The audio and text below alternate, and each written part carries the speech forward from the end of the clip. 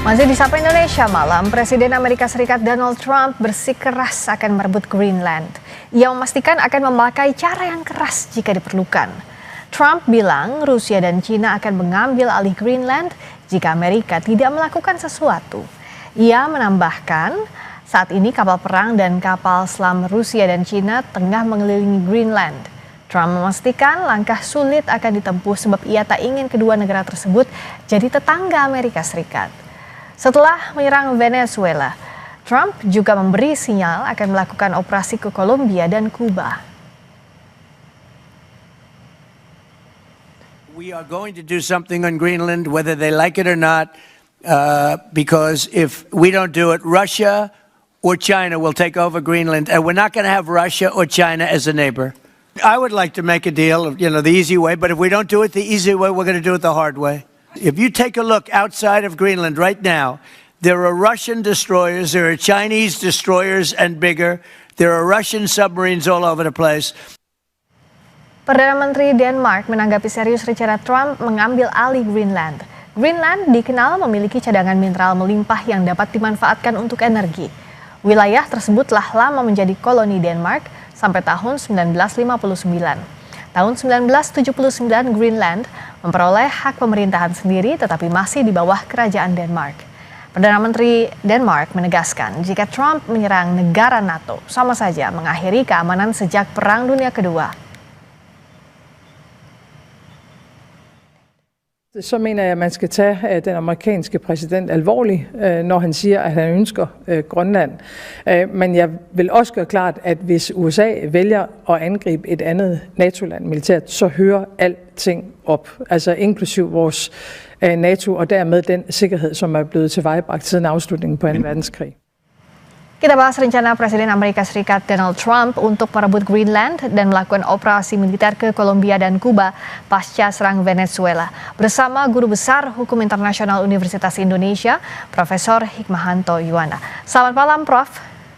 Selamat malam, Rizka. Selamat tahun baru. Selamat tahun baru. Terima kasih sudah hadir di Sapa Indonesia Malam. Ini Trump bilang nggak perlu hukum internasional. Kemarin sudah menculik Presiden Venezuela, sekarang mau mencaplok Greenland. Apa sih, Prof, yang harus dilakukan warga dunia soal sikap Trump yang seakan-akan tidak menganggap negara lain punya hak yang sama dengan Amerika? Ya, saya garis bawahi yang tadi dikatakan bahwa Trump tidak membutuhkan hukum internasional. Dan yang menentukan yang boleh dan tidak boleh menurut Trump itu adalah nilai moralnya sendiri, ya. Jadi ini bukan nilai moral rakyat Amerika Serikat, tapi nilai moralnya sendiri. Dan ini kita bisa lihat bahwa ada standar ganda, katakanlah, yang dilakukan oleh Trump dalam berbagai hal. Dia bisa menculik Maduro sampai ke pengadilan New York, tetapi hal yang sama tentu dia tidak lakukan terhadap Perdana Menteri Netanyahu yang melakukan penyerangan ke Gaza, begitu ya. Nah, sekarang berkaitan dengan Greenland, ini beliau mengatakan bahwa kita membutuhkan Greenland untuk national security kita. Membutuhkan Greenland karena menurut Trump bahwa Rusia ataupun China itu akan menguasai Greenland. Sehingga satu-satunya jalan bagi Amerika Serikat adalah menganeksasi, mencaplok, ya. Dan mencaploknya itu yang dia bilang easy way, bisa negosiasi, bahkan bisa juga dengan memberikan insentif uang kepada populasinya, menurut berita antara 10 sampai 100 ribu US dollar per orang, atau mungkin diserang, ya. Padahal kita tahu pada waktu katakanlah Timor, ya, itu kita katakanlah mereka berintegrasi tapi dituduh oleh banyak negara termasuk Amerika Serikat dianeksasi, wah kita habis-habisan karena ini tidak sesuai dengan hukum internasional. Tapi kalau Trump yang menghendaki, dia bisa mengatakan saya nggak perlu validasi atau keabsahan dari hukum internasional. Itu dia. Karena yang penting adalah bagi dia Amerika itu negara adidaya yang mempunyai kekuatan militer yang katakanlah bisa menentukan apa yang dia mau tanpa harus memperhatikan hukum internasional. Nah, kalau ditanya apa yang kita bisa lakukan, tentu pada saat sekarang China dan Rusia sebagai penyeimbang, dia tidak mungkin akan berhadapan-hadapan secara langsung dengan Amerika Serikat, dengan Presiden Trump. Mereka tidak memilih hal itu, karena kalau misalnya mereka memilih opsi itu, maka bukannya tidak mungkin Perang Dunia Ketiga itu semakin dekat, dan kalau misalnya itu terjadi dengan penggunaan nuklir, senjata nuklir, itu ya dunia akan segera kiamat. Nah, oleh karena itu sekarang ini yang dilakukan oleh Rusia ataupun Cina itu adalah menjadikan negara-negara yang sedang bermasalah dengan Amerika Serikat itu sebagai proksi. Nah, ini yang mereka akan bantu dengan senjata, bantu dengan berbagai hal, ya, terutama kalau di Meksiko, di Kolombia yang katanya Trump akan segera dilakukan nasib yang sama seperti Venezuela, mereka akan bantu itu. Nah, saya tidak tahu kalau Greenland sepertinya negara-negara Eropa yang akan berada di belakang Greenland, dan mereka sudah siap untuk mengakhiri Pakta Pertahanan NATO. Nah, itu dia. Karena ada Pakta Pertahanan Atlantik Utara atau North Atlantic Treaty Organization NATO, kalau Trump bisa mengganggu gugat Greenland, apakah ini bisa jadi sinyal, amit-amit jangan sampai kejadian, tapi bisa memicu Perang Dunia Ketiga dengan sikap yang egois dari Trump secara sepihak?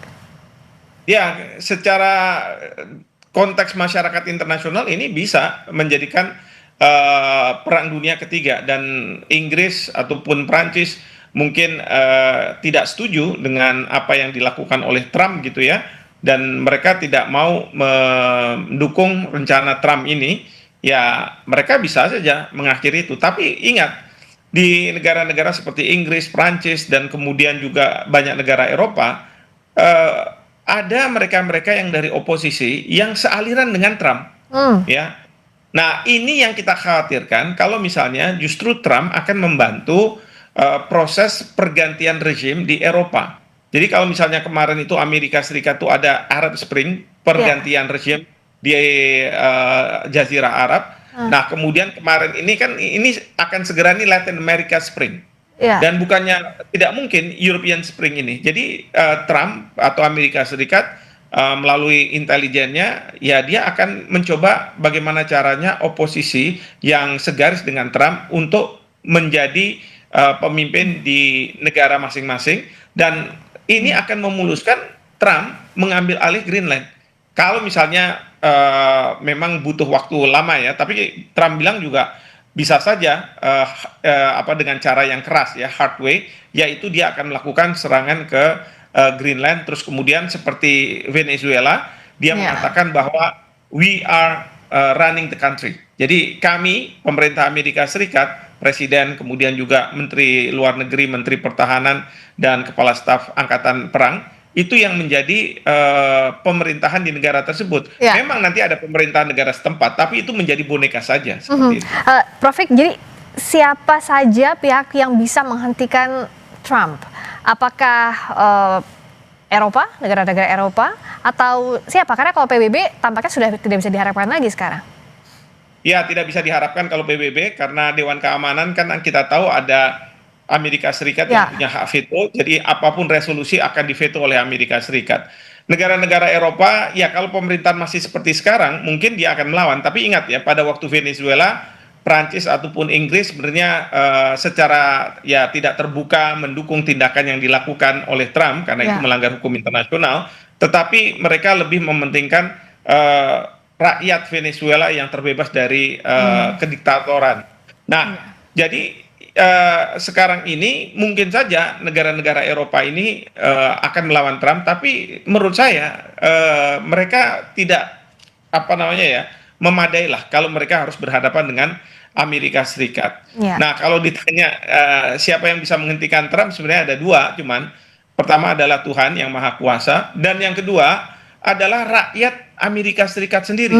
Kalau rakyat Amerika Serikat melakukan proses ketatanegaraan, ya seperti impeachment, ini sebentar lagi akan ada pemilu, dan dalam pemilu itu kekhawatiran dari Trump adalah kalau misalnya Partai Demokrat akan menguasai Kongres dan dia akan menghadapi impeachment. Nah, oleh karena itu sekarang Trump di dalam negeri bicara sangat keras, dia minta supaya orang Somalia dikeluarkan, Afghanistan dikeluarkan, dan lain sebagainya, untuk mendapatkan dukungan dari rakyat Amerika bahwa Amerika harus tidak lagi didatangi oleh orang-orang dari negara-negara yang menurut dia ini yang sangat imigran, miskin dan ini dan lain sebagainya itu. Ya, jadi ketakutannya justru di warga negara Amerika Serikat sendiri kalau ada impeachment atau tidak setuju dengan kebijakan-kebijakan yang dilakukan Trump. Tapi kita lihat perkembangannya, kita harap stabilitas dunia ini bisa tetap dijaga karena kalau ada konflik geopolitik pasti banyak negara akan terdampak dengan ini. Terima kasih atas waktunya Profesor Hikmahanto Yowana, Guru Besar Hukum Internasional Universitas Indonesia. Selamat malam, Prof. Terima kasih.